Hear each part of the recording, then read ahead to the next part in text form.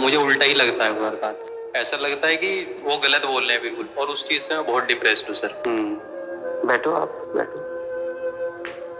आप 18 साल के होंगे, आपके पिताजी लगभग 38-40 साल के होंगे। पहली बात तो जीवन में जो उनका अनुभव है उसकी आप इज्जत करो।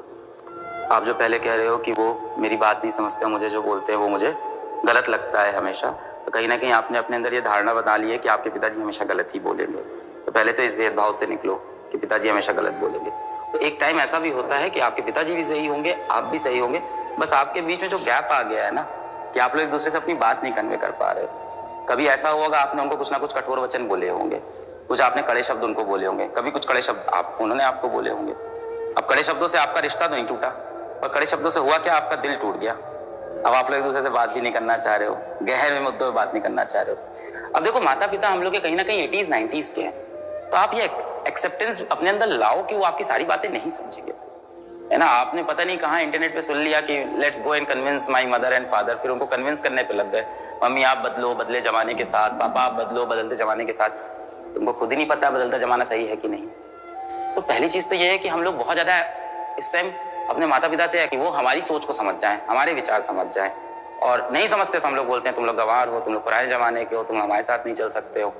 अभी नहीं हो पाती सर हमारी, तकरीबन 2-2 महीने तक, 1-1 महीने तक तो बात ही नहीं हो पाती सर। इसीलिए अभी हम इधर 1 महीना हो गया सर, हमें सिर्फ एक ही बार बात हुई, क्योंकि उनकी बात मुझे लगता है कि चुप रही हो कि सर गलत बोल रहे। बैठो। पिताजी से देखो रिश्ता काफी बच्चों का अजीब सा होता है, और माताश्री से सभी का रिश्ता बहुत प्यारा होता है, क्योंकि मम्मी बहुत मासूम होती हैं, बड़ी भोली होती है ना। और कहीं ना कहीं हैं तो हम लोग तेज, फायदा भी उठाते हैं मम्मी के भोलेपन का, है ना। मम्मी आ जाएंगे रात को 7 बजे तक आ जाएंगे, फिर गोला मार दिए 8 बजे आए, घर पे कौन डांट सुन रहा है पापा से, मम्मी, है ना।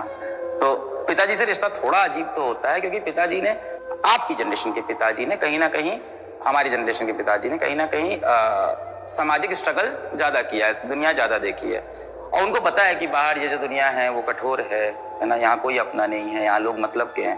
तो उन्हें डर लगता है आपके लिए। आप बेटा बहुत मासूम हो, आप बहुत भोले हो, आपसे कोई हंस के 2 बात कर लेता है ना, आपको लगता है वो आपसे बहुत प्यार करता है, और आप उससे अपने जीवन का सारा सत्य बताने लगते हो, अपनी सारी कमजोरी बताने लगते हो। चाणक्य यही बोलता है कि अपनी कमजोरियां कभी किसी को नहीं बतानी चाहिए, अपनी कमजोरियां हमेशा छुपा के रखो। अपनी कमजोरियां अपने माता पिता की आर्थिक स्थिति और पति पत्नी के बीच की बातें कभी किसी को नहीं बतानी चाहिए। तो आप इतने भोले हो ना, आप इन चीजों को समझ नहीं देते हो। आपके माता पिता इस चीज को समझते हैं, स्पेशली आपके पापा, क्योंकि उन्होंने कठोर जिंदगी देखी है, लड़ाई की है, स्ट्रगल किया है, तब आपको पाल पोस के यहाँ तक बड़ा किया है। आप अपने आप तो हुए नहीं हो, पर वो आपकी बातें नहीं समझते, ये मैं समझ रहा हूँ, क्योंकि हम लोग के अंदर कहीं ना कहीं जनरेशन गैप है। आप इस चीज का अपने अंदर एक्सेप्टेंस लाओ ना कि हाँ वो मेरी बात बहुत ज्यादा नहीं समझेंगे। मैं ये नहीं कह रहा हूँ जाके उनको कन्विंस करो। जैसे मिसाल के तौर पे आप देखो, किसने मूवी देखी है, वो MS धोनी वाली आई थी, समझ रहे थे उनके पिताजी। अब MS धोनी के पिताजी क्या चाह रहे थे उनसे, यही चाह रहे थे कि एक सरकारी नौकरी, क्योंकि भाई सरकारी नौकरी स्टेबल होती है। क्या गलत सोच रहे थे अपने बच्चे के लिए। उन्होंने क्या किया, उन्होंने सरकारी नौकरी ज्वाइन कर ली, टिकट TT की, साथ में क्या किया, अपना खेल रहे थे, साइड छुट्टी लेके जा रहे थे, खेल रहे थे, है ना। और लास्ट में उन्होंने कब छोड़ा, जब उनको भरोसा हो गया कि अब मैं यहाँ से अपना करियर बना लूंगा। पर ऐसा नहीं किया कि अपने पिताजी से इस चीज पे वो लड़ने बैठ गए हर बार। तो कई बार आप ये भी समझो कि उनके फ्रेम से वो भी सही सोच रहे हैं। ये एक्सेप्टेंस लो, जब वो आपको बोले कि तुम्हारे अपने भाई से कम नंबर आ रहे हैं, बोलो हाँ आ रहे हैं, अगली बार कोशिश करेंगे पापा, अगली बार उससे आजा आने की कोशिश कर लेंगे, बट उस चीज को दिल में मत रखो, फोन काटते ही भूल जाओ, मस्त हो जाओ।